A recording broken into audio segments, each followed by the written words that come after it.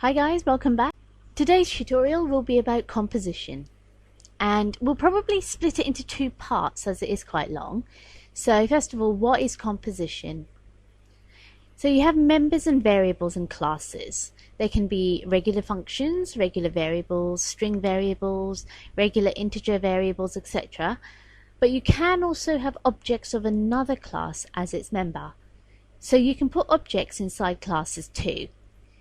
Usually when we create an object, we created it in main, but you can also have it inside other classes. So that's basically a composition. We can start by creating a couple of new classes. So File, New, Class. We'll create one class called Birthday, which will only store birthdays. So let's put a date, 25th, 12, 1980.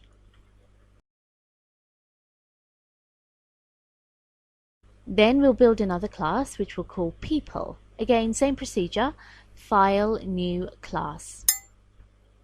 Inside the People class, we'll store each person's birthday or a date as its member. So we take an object from the birthday class, like the date, and place it inside the People class, then run the main program from main. So to begin, first of all, delete protected in the birthday header file, as you haven't learnt that yet, so it's not really needed. Okay, so then in private in the birthday class, there'll be three variables. Int day, int month, int year. So the month, day and year of the birthday. Or should I say the day, month and year of the birthday. We'll pass in that information in our constructor. So we'll pass in int d for day, int m for month, int y for year. We will set the birthday whenever we create the object. So it has another function, and that is to print the birthday on screen. So we type void print date. Okay, so then over to birthday.cpp. The birthday header is already included in it, but we also need to copy and paste the IOStream and namespace. So the birthday constructor needs the 3 bits of info, the month, day and year. So we copy and paste that. Now we need to set these variables equal to a value. So for day, set it equal to the value passing d. For month, we can set it equal to the value passing for m. And for year, the same thing, set it equal to the value passing for y.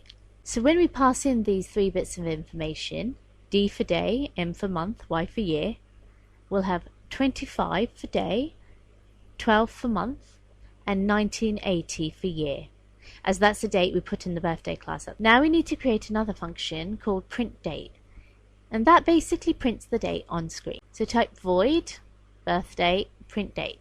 It doesn't take any parameters, it'll just print on screen. So just type cout day, month and year, end line, and it will type out the date 25/12/1980. We've done the birthday class. Now we work on the people class. When I make a people object, it needs a name like John, and as we're passing in a name, we have to be able to work with string. So include string, and that would include the string class. We also need to copy and paste the birthday header file. Reason for this is because as one of the members, as well as the regular variables, we'll also be storing a birthday object in this people class. Without the birthday header file, the program would think we're trying to add another variable and we'd get an error. We also need to include namespace standard to include a person's name and a birthday. We type string name, and for birthday, we'll use a birthday object, a member of this class. When we want to use an object of another class inside this class, first you type the class name, birthday, then give it a variable, which is date of birth. In this class, everyone in this class will have a name and date of birth. We won't pass it in date of birth, but we'll pass it in date of birth object. So we'll pass it in the constructor. We'll pass the name in as variable x and birthday object, so that can be BO. Okay, anything we pass in as x will be set equal to name, and anything we pass in as BO will be set equal to date of birth. Okay, hope that makes sense. Anyway, we'll continue with this in the next tutorial, basically how to write your people.cpp class and how to bring the whole thing together in main. So until then, next time, I'll say bye bye.